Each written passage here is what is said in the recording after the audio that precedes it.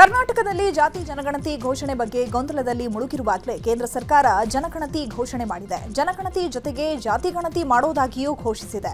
10 ವರ್ಷಗಳಿಗೆ ಒಮ್ಮೆ ಜನಗಣತಿ ನಡೆಯುತ್ತೆ. 2021ಕ್ಕೆ ಜನಗಣತಿ ನಡಿಬೇಕಾಗಿತ್ತು. ಕೊರೋನಾ ಕಾರಣಕ್ಕೆ ಜನಗಣತಿ ಆಗಿರಲಿಲ್ಲ. ಇದೀಗ ಜನಗಣತಿ ಘೋಷಣೆ ಮಾಡಿದ್ದು ಜಾತಿ ಗಣತಿಯನ್ನು ಮಾಡಲು ಕೇಂದ್ರ ಸರ್ಕಾರ ನಿರ್ಧಾರ ಮಾಡಿದೆ. ಕೇಂದ್ರ ಸರ್ಕಾರ ಜನಗಣತಿ ಜೊತೆಗೆ ಜಾತಿ ಜನಗಣತಿ ಸರ್ವೆ ಮಾಡಲಿದೆ ಅಂತ ಸಚಿವ ಸಂಪುಟ ಸಭೆ ಬಳಿಕ ಕೇಂದ್ರ ಸಚಿವ ಅಶ್ವಿನಿ ವೈಷ್ಣವ್ ಮಾಹಿತಿ ನೀಡಿದ್ದಾರೆ. ಈ ಹಿಂದೆ ಕೆಲ ಸರ್ಕಾರಗಳು ಅವೈಜ್ಞಾನಿಕವಾಗಿ ಜಾತಿ ಜನಗಣತಿ ಸರ್ವೆ ಮಾಡಿಕೊಂಡು ರಾಜಕೀಯ ಮಾಡಿವೆ. ಹೀಗಾಗಿ ದೇಶದಲ್ಲಿ ಜಾತಿ ಗಣತಿ ಮಾಡಲು ಕೇಂದ್ರ ಸರ್ಕಾರ ನಿರ್ಧಾರ ಮಾಡಿದೆ. ಬೇರೆ ಯಾವುದೇ ಸಮೀಕ್ಷೆಗಳ ಅವಶ್ಯಕತೆ ಇಲ್ಲ ಅಂತ ಹೇಳಿದ್ದಾರೆ. ಕೇಂದ್ರ ಸರ್ಕಾರ ಜಾತಿ ಜನಗಣತಿ ಘೋಷಣೆ ಮಾಡಿದ ಬೆನ್ನಲ್ಲೇ ಕಾಂಗ್ರೆಸ್ ತುರ್ತು ಸಭೆ ನಡೆಸ್ತಾ ಇದೆ. ಕಾಂಗ್ರೆಸ್ ಹೋರಾಟಕ್ಕೆ ಸಿಕ್ಕ ಜಯ ಎಂದಿದೆ. ಈ ಹಿಂದೆ ಜಾತಿ ಜನಗಣತಿ ಮಾಡುವಂತೆ ಕಾಂಗ್ರೆಸ್ ಒತ್ತಾಯ ಮಾಡಿತ್ತು. ಇದೀಗ ಕಾಂಗ್ರೆಸ್ ಪಕ್ಷದ ಒತ್ತಡಕ್ಕೆ ಮಣಿದ ಕೇಂದ್ರ ಸರ್ಕಾರ ಜಾತಿ ಜನಗಣತಿಗೆ ಮುಂದಾಗಿದೆ ಎಂದಿದ್ದಾರೆ. ರಾಹುಲ್ ಗಾಂಧಿ ನೇತೃತ್ವದಲ್ಲಿ ಸಭೆ ನಡೀತಾ ಇದ್ದು, ಸಭೆ ಬಳಿಕ ರಾಹುಲ್ ಗಾಂಧಿ ಕೆಲವೇ ಕ್ಷಣಗಳಲ್ಲಿ ಸುದ್ದಿಗೋಷ್ಠಿ ನಡೆಸಲಿದ್ದಾರೆ. ಅಖಿಲೇಶ್ ಯಾದವ್ ನೇತೃತ್ವದ ಸಮಾಜವಾದಿ ಪಾರ್ಟಿ ಕೂಡ ಕೇಂದ್ರ ಸರ್ಕಾರ ಜನಗಣತಿ ಹಾಗೂ ಜಾತಿ ಗಣತಿ ನಿರ್ಧಾರವನ್ನು ಸ್ವಾಗತ ಮಾಡಿದೆ. ಜೊತೆಗೆ ಕೇಂದ್ರ ಸರ್ಕಾರ ಬಿಹಾರ ಚುನಾವಣೆಗೆ ಬಳಸಿಕೊಳ್ಳಲು ಈ ಘೋಷಣೆ ಮಾಡಿರುವ ಸಾಧ್ಯತೆ ಇದೆ ಅಂತ ಅನುಮಾನವನ್ನ ವ್ಯಕ್ತಪಡಿಸಿದೆ. ಕೇಂದ್ರ ಸರ್ಕಾರದಿಂದ ಜಾತಿ ಜನಗಣತಿಗೆ ತೀರ್ಮಾನ ವಿಚಾರದ ಬಗ್ಗೆ ಬಾಗಲಕೋಟೆಯ ಕೂಡಲ ಸಂಗಮದಲ್ಲಿ ಸಿಎಂ ಸಿದ್ದರಾಮಯ್ಯ ರಿಯಾಕ್ಷನ್ ಕೊಟ್ಟಿದ್ದಾರೆ. ಜಾತಿ ಜನಗಣತಿ ಬಗ್ಗೆ ನಮ್ಮ ಪ್ರಣಾಳಿಕೆಯಲ್ಲಿಯೇ ಹೇಳಿದ್ದೆವು. ಸಾಮಾಜಿಕ ಆರ್ಥಿಕ ಜಾತಿ ಜನಗಣತಿ ಮಾಡ್ತೇವೆ ಅಂತ ಹೇಳಿದ್ವಿ. ನನಗೆ ಗೊತ್ತಿಲ್ಲ ಅವರು ಯಾವ ಜನಗಣತಿ ಮಾಡ್ತಾರೆ ಅಂತ. ಅವರು ಸಾಮಾಜಿಕ ಜನಗಣತಿ ಮಾಡ್ತಾರಾ, ಆರ್ಥಿಕ ಜನಗಣತಿ ಮಾಡ್ತಾರಾ ಅಥವಾ ಜಾತಿ ಜನಗಣತಿ ಮಾಡ್ತಾರಾ ನನಗೆ ಗೊತ್ತಿಲ್ಲ. ಅದನ್ನ ನೋಡ್ಬಿಟ್ಟು ನಾನು ಪ್ರತಿಕ್ರಿಯೆ ನೀಡ್ತೇನೆ. ಈಗಿನದು ಕೇವಲ ಜಾತಿ ಗಣತಿ ಜನಗಣತಿ ಮಾಡ್ತೀವಿ ಅಂತ ಹೇಳಿದ್ದಾರೆ. ಸಾಮಾಜಿಕ ಆರ್ಥಿಕ ಸರ್ವೆ ಬಹಳ ಮುಖ್ಯ. ಸಾಮಾಜಿಕ ನ್ಯಾಯ ಕೊಡಬೇಕಾದ್ರೆ ಸಾಮಾಜಿಕ ಆರ್ಥಿಕ ಸರ್ವೆ ಮಾಡಬೇಕಾಗುತ್ತೆ ಅಂತ ಹೇಳಿದ್ದಾರೆ ಸಿಎಂ ಸಿದ್ದರಾಮಯ್ಯ.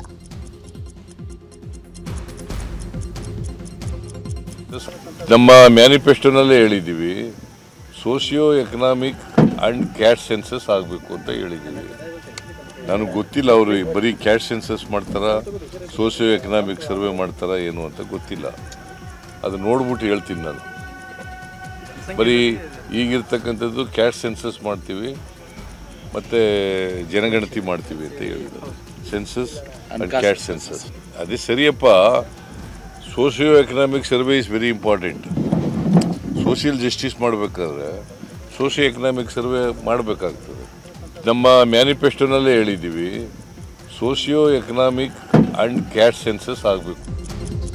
ರಾಜ್ಯದಲ್ಲಿ ಜಾತಿ ಜನಗಣತಿ ಮಾಡಿರುವುದನ್ನು ಕ್ಯಾಬಿನೆಟ್ನಲ್ಲಿ ಮಂಡಿಸಿದ್ದೇವೆ. ಎಲ್ಲಾ ಸಚಿವರಿಗೆ ಒಪ್ಪಿಗೆ ಕೊಡಿ ಅಂತ ಹೇಳಿದ್ದೇನೆ.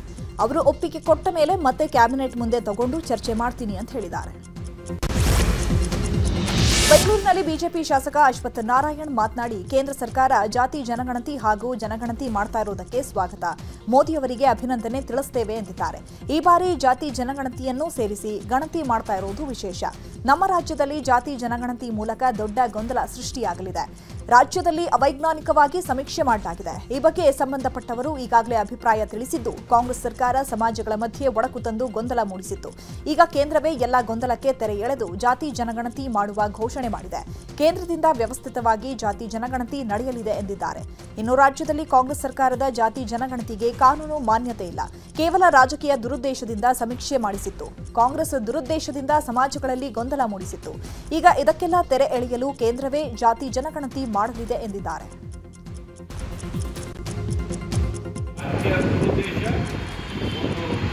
ಸಮಾಜವನ್ನು ಒಡೆಯುವಂಥದ್ದು, ಗೊಂದಲ ನಿರ್ಮಾಣ ಮಾಡುವಂಥದ್ದು ಈ ಉದ್ದೇಶದ ಪ್ರಯತ್ನ ಮಾಡಿದರೆ ಹೊರತು ಇದಕ್ಕೆ ಕಾನೂನು ಪ್ರಕಾರವಾಗಿ ಯಾವುದೇ ಮಾನ್ಯತೆ ಇಲ್ಲ. ಕಾನೂನಲ್ಲೂ ಅದಕ್ಕೆ ಯಾವುದೇ ಅವಕಾಶಗಳು ಇಲ್ಲ ಅನ್ನೋದು ಬಹಳ ಸ್ಪಷ್ಟವಾಗಿ ರಾಜ್ಯ ಸರ್ಕಾರವೇ ಹಲವಾರು ಬಾರಿ ವ್ಯಕ್ತಪಡಿಸಿದೆ. ಆದರೂ ಈ ಪ್ರಯತ್ನಗಳನ್ನು ಮಾಡಿದರೆ ಇದಕ್ಕೆಲ್ಲ ತೆರೆ ಎಳೆಯಲಿಕ್ಕೆ, ಸ್ಪಷ್ಟತೆಯನ್ನು ಕೊಡಲಿಕ್ಕೆ ಕೇಂದ್ರ ಸರ್ಕಾರ ಬಂದಿರುವಂಥದ್ದು ಒಳ್ಳೆಯ ಬೆಳವಣಿಗೆ. ಇದು ಸ್ವಾಗತ. ಸಂಸದ ಗೋವಿಂದ ಕಾರಜೋಳ ಜಾತಿ ಜನಗಣತಿ ವಿಚಾರವಾಗಿ ರಿಯಾಕ್ಷನ್ ಕೊಟ್ಟಿದ್ದಾರೆ. ಕೇಂದ್ರ ಸರ್ಕಾರ ತೆಗೆದುಕೊಂಡ ಜಾತಿ ಗಣತಿ ನಿರ್ಣಯ ಐತಿಹಾಸಿಕವಾಗಿದೆ. ಈ ನಿರ್ಣಯವನ್ನು ಸ್ವಾಗತ ಮಾಡ್ತೇವೆ. ಹಿಂದುಳಿದ ವರ್ಗಗಳ ಸಾಮಾಜಿಕ, ಆರ್ಥಿಕ, ಶೈಕ್ಷಣಿಕವಾಗಿ ಅವರನ್ನ ಮೇಲೆತ್ತಲು ಈ ಜಾತಿ ಗಣತಿ ಅನುಕೂಲಕರ ಆಗಿದೆ. ಸಿದ್ದರಾಮಯ್ಯ 10 ವರ್ಷಗಳಿಂದ ಜಾತಿ ಗಣತಿ ಮಾಡ್ತೇವೆ ಅಂತ ಹೇಳ್ತಾ ಇದ್ರು. ಹಿಂದುಳಿದ ವರ್ಗಗಳಿಗೆ ಸಿದ್ದರಾಮಯ್ಯ ಏನೂ ಮಾಡಿಲ್ಲ. ಕೇವಲ ಜಾತಿ ನಡುವೆ ವಿಷ ಬೀಜ ಬಿತ್ತಿದ್ರು ಅಂತ ಸಿದ್ದರಾಮಯ್ಯ ವಿರುದ್ಧ ಕಿಡಿಕಾರಿದ್ರು. ಪ್ರಧಾನಮಂತ್ರಿ ನರೇಂದ್ರ ಮೋದಿಜಿಯವರ ಸಚಿವ ಸಂಪುಟದ ಸಭೆಯಲ್ಲಿ ಜನಗಣತಿ ಜೊತೆಯಲ್ಲಿ ಜಾತಿ ಗಣತಿಯನ್ನು ಕೂಡ ಮಾಡ್ತೇವೆ. ಇದು ದೇಶದ ಜನತೆಯ ದೃಷ್ಟಿಯಿಂದ, ಬಡವರ ದೃಷ್ಟಿಯಿಂದ, ಹಿಂದುಳಿದ ಜನಾಂಗದ ದೃಷ್ಟಿಯಿಂದ ಇದೊಂದು ಐತಿಹಾಸಿಕ ನಿರ್ಣಯ. ಈ ನಿರ್ಣಯವನ್ನು ನಾನು ಸ್ವಾಗತಿಸ್ತೇನೆ. ಸಿದ್ದರಾಮಯ್ಯನವ್ರ ಸರ್ಕಾರ ಕಳೆದ 10 ವರ್ಷಗಳಿಂದ ಜಾತಿ ಗಣತಿ ಮಾಡ್ತೇನೆ ಅಂಥೇಳಿ ಯಾವ ಲಾಭವೂ ಹಿಂದುಳಿದಂಥ ಜನರಿಗೆ ಕೊಡ್ದೇನೆ ಕೇವಲ ಜಾತಿಗಳ ಮಧ್ಯೆ ವಿಷಬೀಜ ಬಿತ್ತಿ ಕಂದಕ ನಿರ್ಮಾಣ ಮಾಡ್ತಕ್ಕಂಥ ಕೆಲಸವನ್ನು ಸಿದ್ದರಾಮಯ್ಯನವ್ರ ಸರ್ಕಾರ ಮಾಡಿತು. ಪ್ರಧಾನಮಂತ್ರಿ ನರೇಂದ್ರ ಮೋದಿಜಿಯವರ ಸಚಿವ ಸಂಪುಟದ ಸಭೆಯಲ್ಲಿ ಈಗ ದೇಶಕ್ಕೆ ಸಂಬಂಧಪಟ್ಟಂತಹ ಸುದ್ದಿಗಳು. ಕೇಂದ್ರ ಗೃಹ ಸಚಿವ ಅಮಿತ್ ಶಾ ಇವತ್ತು ರಾತ್ರಿ 8 ಗಂಟೆಗೆ ಮಹತ್ವದ ಸಭೆ ನಡೆಸಲಿದ್ದಾರೆ. ಪಾಕ್ ನಡುವಿನ ಸಿಂಧೂ ನದಿ ಜಲ ಒಪ್ಪಂದಕ್ಕೆ ಸಂಬಂಧಪಟ್ಟಂತೆ ಸಭೆ ನಡೆಯಲಿದ್ದು ಕೇಂದ್ರ ಜಲಶಕ್ತಿ ಸಚಿವ ಸಿಆರ್ ಪಾಟೀಲ್ ಸಭೆಯಲ್ಲಿ ಉಪಸ್ಥಿತರಿರುತ್ತಾರೆ. ಇನ್ನು ಭಾರತದಿಂದ 110 ಜನರು ಇವತ್ತು ಪಾಕಿಸ್ತಾನಕ್ಕೆ ತೆರಳಲಿದ್ದಾರೆ. ಇನ್ನು ಪಾಕಿಸ್ತಾನದಿಂದ ಭಾರತಕ್ಕೆ 186 ಜನರು ವಾಪಸ್ ಆಗಿದ್ದಾರೆ. ಭಾರತ ಪಾಕ್ ನಡುವೆ ಉದ್ವಿಗ್ನ ವಾತಾವರಣ ಸೃಷ್ಟಿ ಆಗ್ತಾ ಇರುವ ಬೆನ್ನಲ್ಲೇ ಜನರು ಸ್ವದೇಶಕ್ಕೆ ವಾಪಸ್ ಆಗ್ತಿದ್ದಾರೆ. ಪಹಲ್ಗಾಮ್ ದಾಳಿ ಬಳಿಕ ಭಾರತ ಪಾಕಿಸ್ತಾನ ವಿರುದ್ಧ ಹಲವಾರು ರೀತಿಯ ನಿರ್ಬಂಧ ವಿಧಿಸ್ತಾ ಇದೆ. ಸಿಂಧೂ ನದಿ ನೀರಿನ ಒಪ್ಪಂದ ಅಮಾನತು ಮಾಡಿ ಪಾಕಿಸ್ತಾನಕ್ಕೆ ಹರಿಯುವ ನೀರನ್ನ ತಡೆ ಹಿಡಿಯುವ ಘೋಷಣೆ ಮಾಡಿತ್ತು. ನೀರು ತಡೆದರೆ ರಕ್ತ ಹರಿಸ್ತೇವೆ ಅಂತ ಪಾಕಿಸ್ತಾನದ ನಾಯಕರು ಬೆದರಿಕೆ ಒಡ್ಡಿದ್ರು. ಆದರೆ ಯಾವುದಕ್ಕೂ ಡೋಂಟ್ ಕೇರ್ ಎನ್ನದ ಭಾರತ ಪಾಕ್ಗೆ ಸರಿಯಾಗಿ ಜಲಾಘಾತ ಕೊಟ್ಟಿದೆ. ಪರಿಣಾಮ ಪಾಕಿಸ್ತಾನದ ನದಿಗಳು ಬತ್ತಿ ಹೋಗಿವೆ. ಇದೀಗ ಚೆನಾಬ್ ನದಿ ಬತ್ತಿ ಹೋಗಿರುವ ದೃಶ್ಯ ಸ್ಯಾಟಲೈಟ್ನಲ್ಲಿ ಸೆರೆಯಾಗಿದೆ. ಏಪ್ರಿಲ್ 26ರ ಫೋಟೋ ಹಾಗೂ ಏಪ್ರಿಲ್ 29ರ ಫೋಟೋ ತೆಗೆದುಕೊಂಡು ಪಿಒಕೆ ಭಾಗದಲ್ಲಿ ಚೆನಾಬ್ ನದಿ ಒಣಗಿರುವ ಬಗ್ಗೆ ವರದಿಯಾಗಿದೆ. ಎಲ್ಒಸಿ ಬಳಿ ಪಾಕ್ ಪ್ರತಿದಿನ ಕ್ಯಾತೆ ತೆಗಿತಾ ಇದೆ. ನಿನ್ನೆ ರಾತ್ರಿ ಕೂಡ ಎಲ್ಒಸಿ ಬಳಿ ಪಾಕ್ ಕದನ ವಿರಾಮ ಉಲ್ಲಂಘಿಸಿ ಫೈರಿಂಗ್ ಮಾಡಿದೆ. ಇದೇ ಮೊದಲ ಬಾರಿಗೆ ಪಾಕ್ ಸೈನಿಕರು ಅಂತಾರಾಷ್ಟ್ರೀಯ ಗಡಿಯಲ್ಲಿ ಗುಂಡು ಹಾರಿಸಿ ಕದನ ವಿರಾಮ ಉಲ್ಲಂಘಿಸಿದ್ದಾರೆ. ನೌಶೀರಾ ಹಾಗೂ ಪರ್ಗ್ಲಾವ್ ಸೆಕ್ಟರ್ನಲ್ಲಿ ಪಾಕ್ ಸೇನೆ ಗುಂಡು ಹಾರಿಸಿದೆ. ಪಾಪಿ ಪಾಕಿಸ್ತಾನಕ್ಕೆ ಭಾರತೀಯ ಯೋಧರು ಪ್ರತ್ಯುತ್ತರ ನೀಡಿದ್ದಾರೆ. ಜಮ್ಮು ಕಾಶ್ಮೀರದ ಪಹಲ್ಗಾಮ್ನಲ್ಲಿ ನಡೆದ ಭೀಕರ ದಾಳಿ ಮಾಡಿದ್ದ ಉಗ್ರರು ಕಾಶ್ಮೀರದಲ್ಲೇ ಅಡಗಿದ್ದಾರಂತೆ. ದಕ್ಷಿಣ ಕಾಶ್ಮೀರದ ಅರಣ್ಯದಲ್ಲಿದ್ದಾನಂತೆ ಉಗ್ರ ಹಾಶಿಂ ಮೂಸಾ. ಅವಿತುಕೊಂಡಿರುವ ಉಗ್ರ ಹಾಶಿಂ ಮೂಸಾಗೆ ಭಾರತೀಯ ಸೇನೆ ಶೋಧ ನಡೆಸ್ತಾ ಇದೆ. ಪಾಕಿಸ್ತಾನಕ್ಕೆ ತೆರಳಲು ಹಾಶಿಂ ಮೂಸಾ ಪ್ರಯತ್ನಿಸುತ್ತಿದ್ದಾನೆ ಎನ್ನಲಾಗಿದೆ. ಉಗ್ರ ಹಾಶಿಂ ಮೂಸಾ ಬಗ್ಗೆ ಮಾಹಿತಿ ಕೊಟ್ಟರೆ 20 ಲಕ್ಷ ಬಹುಮಾನ ಘೋಷಣೆ ಮಾಡಲಾಗಿದೆ. 6 ಭಯೋತ್ಪಾದಕ ದಾಳಿಯಲ್ಲಿ ಹಾಶಿಂ ಮೂಸಾ ಕೈವಾಡವಿದೆ. ಕಾಶ್ಮೀರದಲ್ಲಿ ನಡೆದ 6 ಭಯೋತ್ಪಾದಕ ದಾಳಿಗಳಲ್ಲಿ ಉಗ್ರ ಹಾಶಿಂ ಮೂಸಾ ಭಾಗಿಯಾಗಿದ್ದಾನೆ.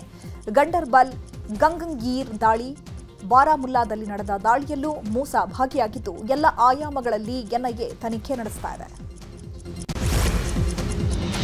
ಆಂಧ್ರದ ನೆಲ್ಲೂರಿನಲ್ಲಿ ಭೀಕರ ರಸ್ತೆ ಅಪಘಾತ ಸಂಭವಿಸಿದ್ದು ಕಾರು ಡಿಕ್ಕಿಯಿಂದ ರಸ್ತೆ ಬದಿ ನಿಂತಿದ್ದ ವ್ಯಕ್ತಿ ಸಾವನ್ನಪ್ಪಿದ್ದಾರೆ. ಜೊತೆಗೆ ಕಾರಿನಲ್ಲಿದ್ದ 5 ಮೆಡಿಕಲ್ ವಿದ್ಯಾರ್ಥಿಗಳು ಸಾವನ್ನಪ್ಪಿದ್ದಾರೆ.